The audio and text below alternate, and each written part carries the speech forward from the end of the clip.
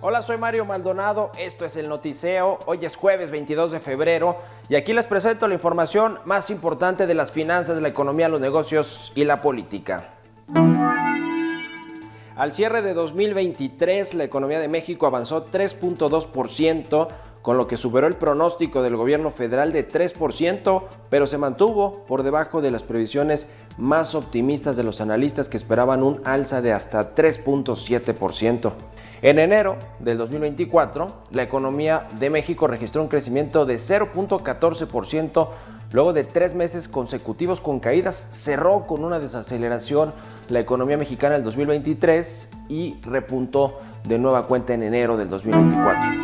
Según los analistas, una de las grandes preocupaciones económicas para este año es el déficit fiscal, que aumentará 5.4% del Producto Interno Bruto. Al respecto, Gabriel Llorio, subsecretario de Hacienda y Crédito Público, ha mencionado que dicho déficit tiene como objetivo concluir las obras públicas del actual gobierno federal y que no será heredado a la próxima administración.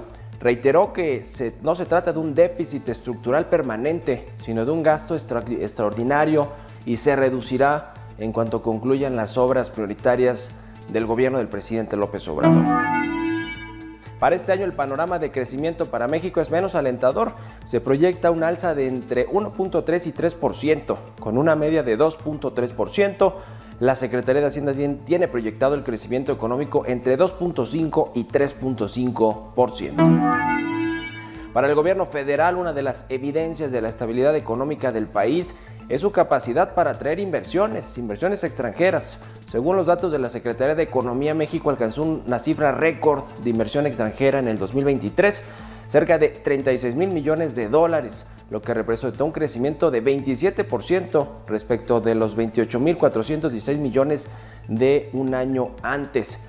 Por su parte, el subsecretario de Comercio Exterior de la Secretaría de Economía, Alejandro Encinas Nájera, estimó que la inversión extranjera directa para este 2024 seguiría su tendencia positiva y podría crecer hasta 20%, también producto de la relocalización de inversiones o el llamado nearshoring.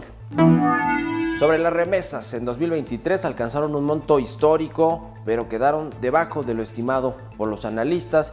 Según información del Banco de México, el flujo acumulado de remesas se incrementó 7.5% en 2023 respecto al 2022. Esto equivale a 63,149 millones de dólares. A pesar de que las remesas no cumplieron con el objetivo de los analistas del 2023, el BBVA de México proyectó un crecimiento de 8.4% con un cierre de 63,400 millones de dólares. Asimismo, la institución bancaria calculó que el envío de dinero representa 4% del Producto Interno Bruto del país. Para el cierre del año se espera que el tipo de cambio finalice en 18.5 unidades por dólar, de acuerdo con el Bank of America.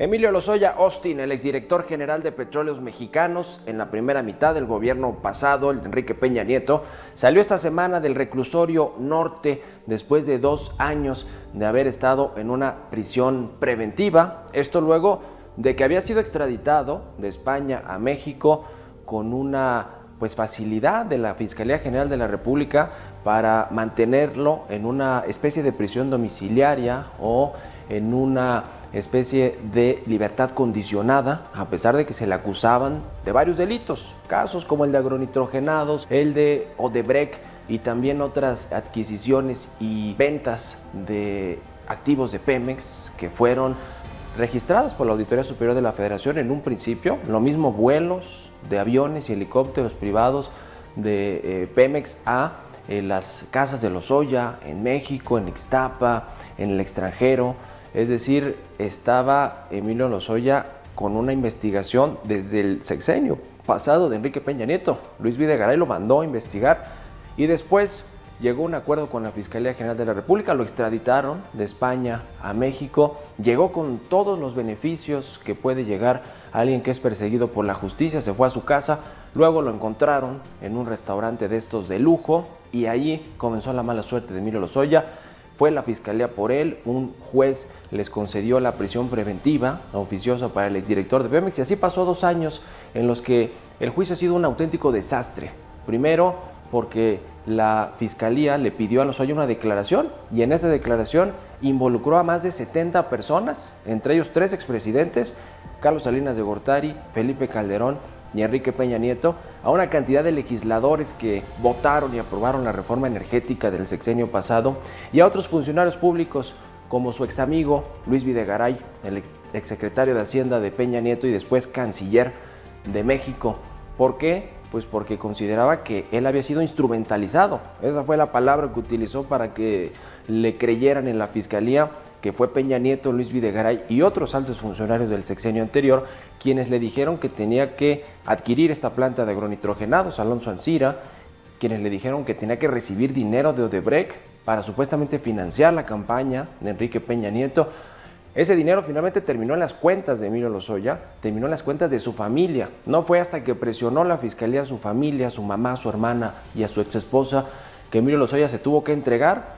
Fue extraditado a México, estuvo 2 años. En estos 2 años se filtraron además muchas llamadas, muchas comunicaciones entre el fiscal general de la República y el padre de Emilio Lozoya para acordar la salida de la cárcel de este personaje. Hoy la Fiscalía se indigna y dice que no debería estar libre, que un juez no le debió otorgar esta libertad condicional a Emilio Lozoya. Va a traer un brazalete con GPS, va a tener que ir a firmar cada 15 días en el reclusorio y le retuvieron su pasaporte. Sin embargo, pues va a continuar su juicio o sus juicios que siguen abiertos en su casa o quizá en los restaurantes donde se le solía ver a un Estado siendo investigado y enjuiciado por parte de las autoridades mexicanas.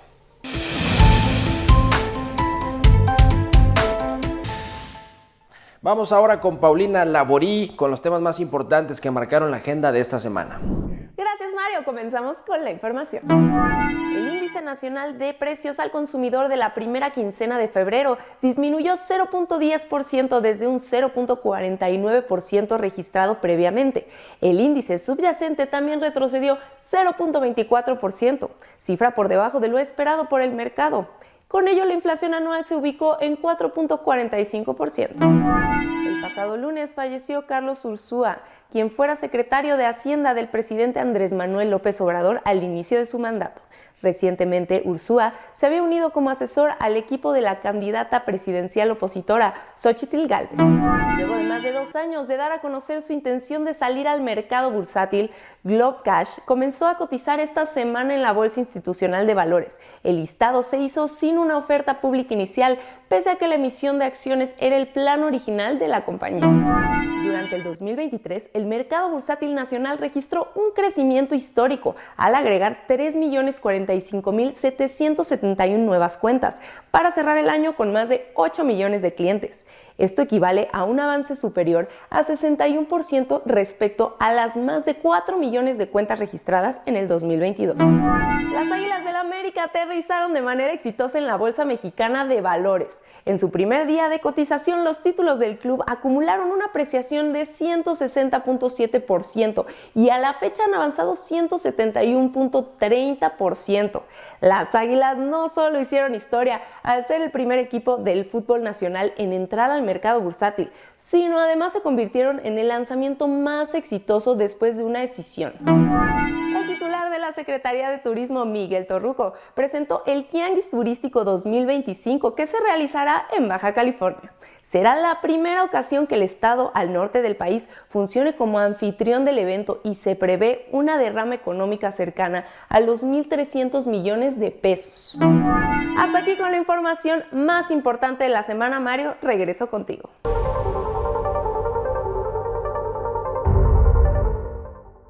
Durante un cuarto de siglo, los 3 principales jugadores de la industria aérea han explotado uno de los negocios más rentables del país a través de concesiones públicas. Se trata de los aeropuertos, el negocio de los aeropuertos en México. El presidente Andrés Manuel López Obrador ya le puso la mira a este lucrativo negocio y busca recursos para financiar su propio proyecto aeroportuario de aerolíneas encabezado por las Fuerzas Armadas. ¿Cuánto ha representado este negocio para los 3 grandes grupos aeroportuarios?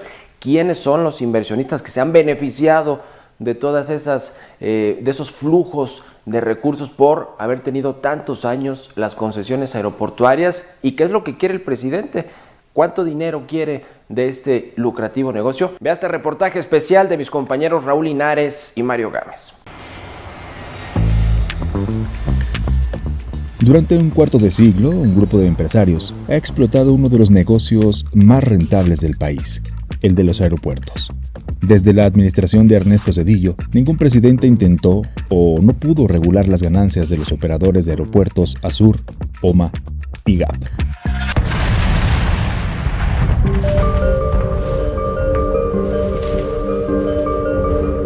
Fue el presidente Andrés Manuel López Obrador quien puso la mirada sobre este lucrativo negocio en busca de recursos para financiar su propia aerolínea y grupo aeroportuario, encabezado por las Fuerzas Armadas. El gobierno de Andrés Manuel López Obrador decidió aumentar del 5 al 9% las cuotas por la explotación de dichas concesiones, cuyas ganancias pretende enviar a las arcas militares. Y adelantó también que buscará reducir la tarifa de uso de aeropuerto, lo que provocó pánico en el mercado bursátil, acostumbrado a que los grupos aeroportuarios no presenten turbulencias, solo jugosas ganancias. ¿Por qué López Obrador decidió intervenir de esa manera? Fernando Chico Pardo, considerado el Warren Buffett mexicano, Laura Díaz Barroso y el conglomerado francés Vinci, se han hecho con el control de las 34 concesiones aeroportuarias más rentables del país. Con sus participaciones accionarias, amasaron fortunas con la explotación de los aeropuertos. El valor de sus inversiones asciende a casi 90,000 millones de pesos gracias a los extraordinarios rendimientos en la bolsa. La batalla por las concesiones tuvo a otros protagonistas en el pasado. Germán Larrea, quien buscó ser el principal accionista de GAP, y David Martínez Guzmán, el misterioso empresario mexicano que fue dueño de OMA.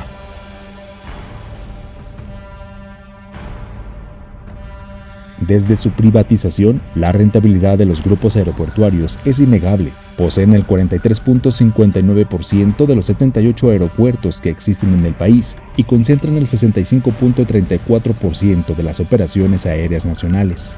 Desde 1999 a la fecha, suman ganancias de 22.821 millones de pesos, provenientes de los ingresos por el cobro de la TUA a cada pasajero. López Obrador ordenó el año pasado a las Fuerzas Armadas tomar la posesión de varias instalaciones aéreas. Entre abril del 2023 y enero de 2024, tanto la Marina y la Sedena se hicieron con 18 aeropuertos, aunque ninguno de los concesionados a la iniciativa privada. La Secretaría de Marina controla 7, incluyendo el Aeropuerto Internacional de la Ciudad de México, y la Secretaría de la Defensa Nacional, 11.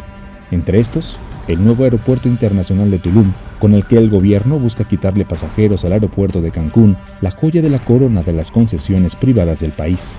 Un proyecto retomado de la administración de Felipe Calderón, con el que su gobierno buscó detonar el turismo en la Riviera Maya. Sin embargo, la posibilidad de que las Fuerzas Armadas participen en el sector aún depende de un actor fuera de escena: la Suprema Corte de Justicia de la Nación, poder que podría echar abajo los decretos y reformas presidenciales en abril próximo. Le damos la más cordial bienvenida a la aerolínea del Estado mexicano, Mexicana 1788. ¿Está listo para despegar? Estamos listos, Mexicana 1788. Esta es una investigación de José Raúl Linares y Mario Alberto Gámez.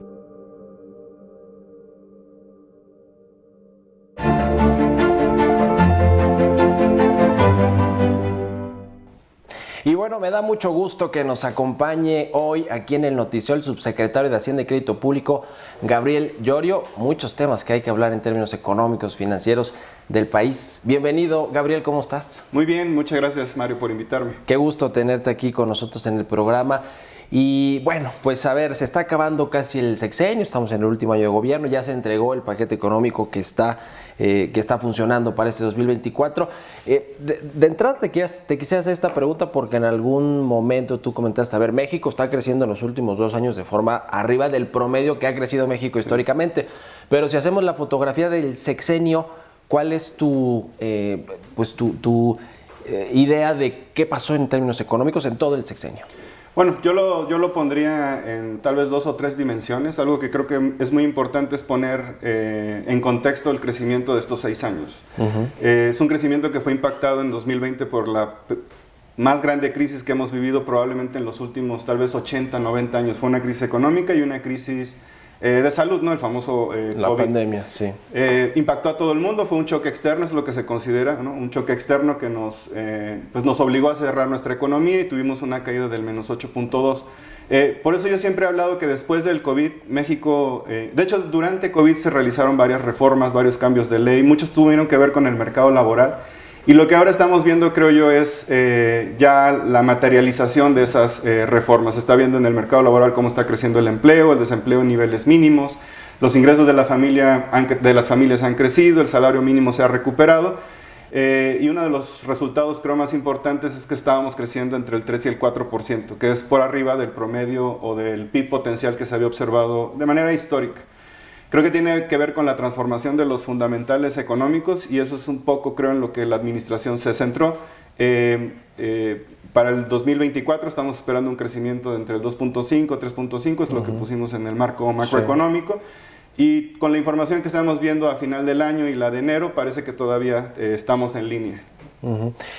El promedio de crecimiento anual, ¿en cuánto va a quedar tomando en cuenta ese 3% que se tiene esperado para este año? Bueno, si quitaras el COVID está prácticamente arriba del 2.5, del 3%, cercano al 3%. Si incluyes el impacto de COVID va a quedar cerca del 1 punto y tantos, dependiendo de cuánto crecemos en 2024. Ahora, se habla de pronto que a México se le alinearon de alguna manera las estrellas porque está el asunto de la guerra de Estados Unidos contra China, el nearshoring, la relocalización de inversiones. México tiene este acuerdo con Estados Unidos y Canadá que le beneficia en términos de comercio trilateral y otros asuntos a lo mejor también que son de política interna. ¿Cómo dividirían los asuntos que le han beneficiado a México externamente, incluido lo del tipo de cambio, y los que le han beneficiado a México, pero porque se han hecho en términos de política pública? No, como bien lo mencionas, siempre es como una armonía o sinfonía de movimientos que están sucediendo en el mundo y siempre los temas geopolíticos van a generar un impacto económico. Efectivamente hay una situación geopolítica que nació desde el 2016-2017 con las elecciones de Estados Unidos, donde el país y en aquel entonces el presidente Trump deciden que quieren disminuir su relación de dependencia hacia ciertas cadenas o industrias de valor en la zona de Asia, por ejemplo. Sí. Y esto es lo que ahora se está generando mucho en una tendencia que todos conocen, el famoso nearshoring, ¿no? Sí. Los conflictos geopolíticos siempre tienen efectos mixtos. Por ejemplo, la invasión de Rusia a Ucrania generó una escasez de granos, eso nos pegó de manera inflacionaria, los granos ahora cuestan más. El conflicto en Gaza, por ejemplo, está generando ahora costos de transporte más altos para poder pasar por el canal de Suez. Los barcos ahora tienen que darle la vuelta. Todos estos choques creo que tienen efectos mixtos. Lo más importante creo es que México está creciendo, tiene el Tratado de Libre Comercio, tiene estabilidad, eso es lo más importante y por eso, independientemente del nearshoring, las empresas están decidiendo establecerse en México. Estamos viendo cifras de inversión extranjera directa récord. México tiene talento, tiene mano de obra, tenemos capacidad productiva. Lo más importante es que hemos venido expandiendo nuestra capacidad productiva con inversiones por el lado de la oferta, ¿no? Infraestructura en puertos, aeropuertos, movilización masiva de carga. Esto tiene que ver ya con las decisiones internas. México en esta administración, y lo dijo mucho el presidente López Obrador, le vamos a apostar al comercio internacional y estamos haciendo muchas inversiones de facilitación de comercio, tomando ventaja de que somos parte del Tratado de Libre Comercio del bloque de Norteamérica. Recuperar el mercado laboral ha generado más ingresos y eso tuvo un impacto muy positivo en la reducción de la pobreza. Y estas tendencias son las que pensamos se deberían de continuar. Creo que la mezcla de política económica que ha tenido el país le ha dado estabilidad y eso es lo principal que está generando precisamente que México sea muy bien visto a nivel internacional y en la región de Latinoamérica. Este año, 2024, México tiene un presupuesto histórico de poquitito arriba de 9 billones de pesos. Tiene también proyectada una recaudación histórica, una recaudación fiscal para financiar parte o buena parte de ese gasto público. Y también hay un componente de deuda de 1.7 billones de este presupuesto total y eso ha sido un tanto polémico, lo hemos platicado en algunas otras ocasiones. Oye, México va a aumentar su déficit público arriba del 5%, esto le va a dejar poco margen fiscal al próximo gobierno, a la siguiente administración. A ver, danos tus reflexiones sobre este tema y si efectivamente el próximo gobierno va a tener que ver cómo hace malabares para financiar gastos públicos o presupuestos como el de este año, que es muy alto. Es un presupuesto alto, pero hay que ponerlo en contexto. Y el presupuesto de 2024 está en el contexto, número uno, de que es el último de esta administración. Y número dos, en el cual se descarga parte importante del gasto de infraestructura que no se pudo realizar ya en 2023. Esta administración, y principalmente fue el enfoque del presidente, es enfoquémonos a proyectos de infraestructura y hagámoslos. No fraccionar y no granular la inversión. Esto es muy importante porque cuando menos se finaliza uno y no se quedan ahí inconclusos muchos. Y eso era lo que venía pasando. La gente, de hecho, se había quejado en muchas obras inconclusas, pequeñas. Al focalizar la inversión, y eso creo que fue un gran acierto, lo que está generando es que las grandes obras de infraestructura a veces sufren de manera natural un retraso. Parte de ese gasto que no sucedió en 2023 se está alocando, se está poniendo en el 2024 y por eso se está generando un pequeño incremento en el presupuesto de este año. También estamos incrementando el déficit, sin embargo este déficit está dentro de lo que los economistas llaman la famosa senda de sostenibilidad fiscal. El estándar internacional más adoptado a nivel internacional, el Fondo Monetario y todas estas agencias, establecen que un país tiene que medir su deuda como porcentaje del PIB y mantenerlo estable. Esto es muy importante porque venía en México creciendo de manera acelerada. Si no hubiéramos roto esta tendencia, la deuda como porcentaje del PIB calculamos que estaría alrededor del 68%. Y ahora está, el día de hoy está 50, 46, poquito abajo del 56%. Sí. Esa fue la regla, de hecho establecimos que siempre lo íbamos a mantener abajo de 50.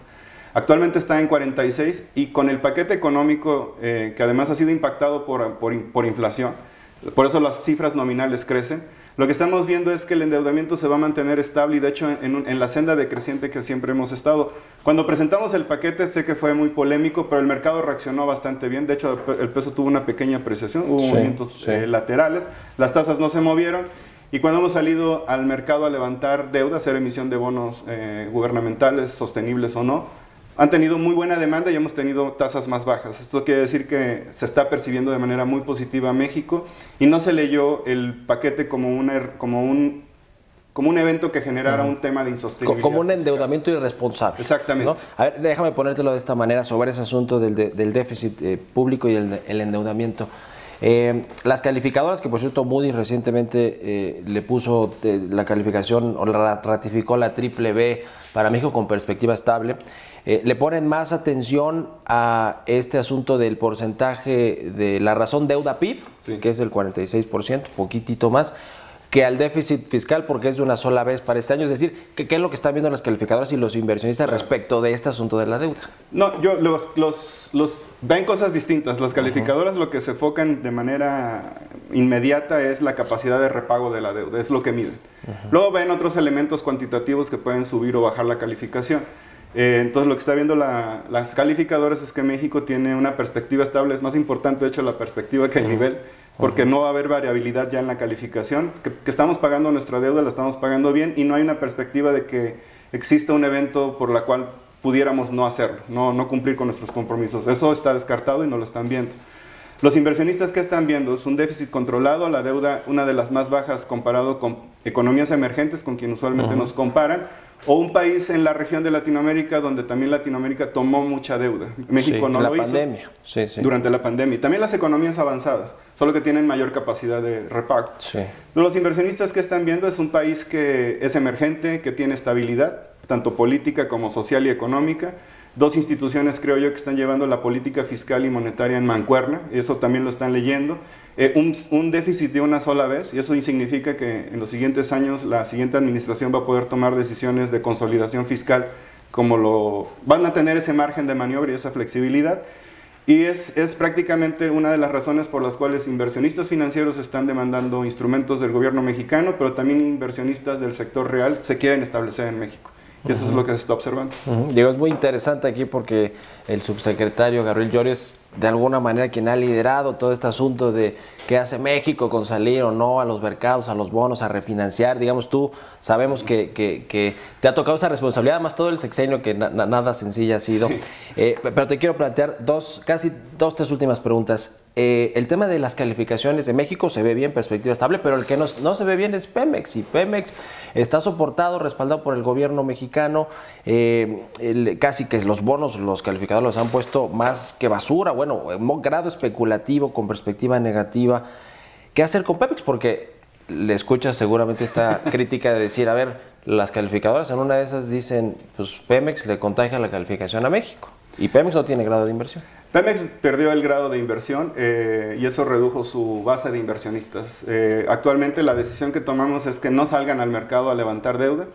Yo creo que hay que recordar también que Pemex en años anteriores elevó mucho su deuda. Cuando inició la administración, otra de las decisiones que se tomaron es que Pemex ya no tomara más deuda.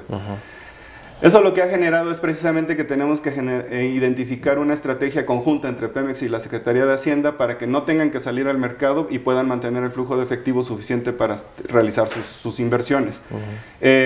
Al perder el grado de inversión, lo que se está generando es que Pemex hoy paga cerca de 500 puntos base arriba del bono soberano mexicano. Y eso lo hace muy caro. Sin embargo, la deuda de Pemex está reconocida contablemente y fiscalmente en este 46%, ¿no? Abajo del 50%, ahí está la deuda de Pemex. Nosotros consideramos, al estar contabilizada, lo que deberíamos de estar buscando es abaratar la deuda. Puede ser de mercado, puede ser de otro tipo de estrategias. Y lo que quisiéramos hacia adelante es continuar con una estrategia que abarate el costo de Pemex. Eso implica muchos cambios que van a tener que suceder en algún momento. Pueden ser de gobierno corporativo, otros tal vez van a poder ser de mercados, de percepción, etc. El camino que vaya a tomar Pemex hacia los siguientes años va a importar que se le comunique claramente a los inversionistas y creemos que Pemex puede retornar eventualmente a los mercados si logramos comprimir, como dicen los financieros, los spreads, ¿no? Este diferencial. Sí. En el corto plazo lo que hemos decidido es establecer una línea presupuestal en el presupuesto, es la primera vez que se hace. Esto lo hacemos con el ánimo de reducir la incertidumbre que tienen los inversionistas que actualmente tienen bonos de Pemex. Con esto lo que estamos asegurando es que se les va a pagar, que está autorizado por el Congreso y que está ya de hecho ahí el dinero. No van a tener que salir al mercado la empresa para poder recoger dinero y enfrentar estos compromisos. Que les sale muy caro. Dos últimas preguntas. El tema de la reforma de pensiones, ¿qué tanta presión le pondría a las finanzas públicas si se aprueba como están los términos que la envió el presidente? Y junto con eso te pregunto si para financiar algo así tendría que hacer el próximo gobierno una reforma fiscal. La reforma de pensiones que está proponiendo el presidente es una reforma que busca atender a una población que cuando se retire va a tener un bajo nivel de tasa de reemplazo. ¿Qué significa la tasa de reemplazo? Que si yo gano 100 pesos de salario, cuando me retire me van a dar 30 pesos, ¿no? Esa es una tasa de reemplazo del 30%.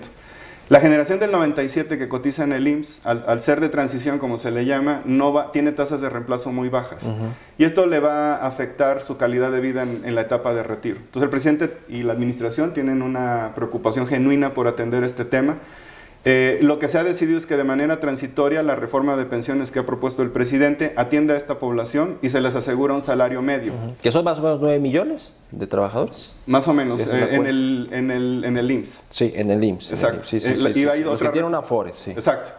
Entonces no se están tocando las Afores, no se cambia el régimen de pensión, nada de eso, ¿no? Lo único que se está haciendo de hecho es generar un mecanismo de ahorros presupuestales para prefondear el gasto asociado a atender a esta población y asegurarles un salario medio que les permita tener un retiro, lo vamos a llamar digno. Este es el famoso fondo semilla que ha anunciado el presidente. Va a estar prefondeado, más o menos va a ser un costo como de 130,000 millones en 10 años y este fondo se va a formar con cerca de 70,000. Sí. De esta manera no va a generar una presión para la siguiente administración. Los otros 60,000 se pueden ir depositando de manera recurrente cada año. 10,000 millones es mucho para una persona, pero para el presupuesto en realidad es muy poquito. Y por eso no genera una presión fiscal para la siguiente administración si es que se aprueba en el Congreso. En esta legislatura. Nearshoring va a tener su auge, su boom en este 2024 o en el 25. Esta es una muy buena pregunta porque se hicieron una serie de anuncios muy importantes y seguro lo vieron en el CEO. Muchas empresas ya llevaron a sus consejos de administración, pusieron a sus consejos de administración a considerar la decisión de establecerse en México, han hecho ya anuncios formales de inversión. Esos anuncios se hicieron durante 2023.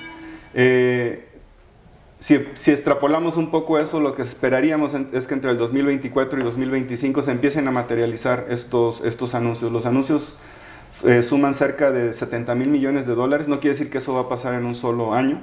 Pero sí creemos que a partir del 24, probablemente a finales, y todo el 2025 ya se va a empezar a sentir con mucho más contundencia estas decisiones que fueron anunciadas, donde ya se está viendo ampliación de metros cuadrados en Monterrey y en la Ciudad de México, más de 10 millones de metros cuadrados. Se está viendo en la presión de los precios de las rentas en Monterrey, en Tijuana, en Ciudad Juárez, todos estos clústeres de manufacturas, también en el corredor del centro, ¿no? Y el del occidente, que está muy volcado a microprocesadores. Entonces se va a empezar a materializar con más intensidad.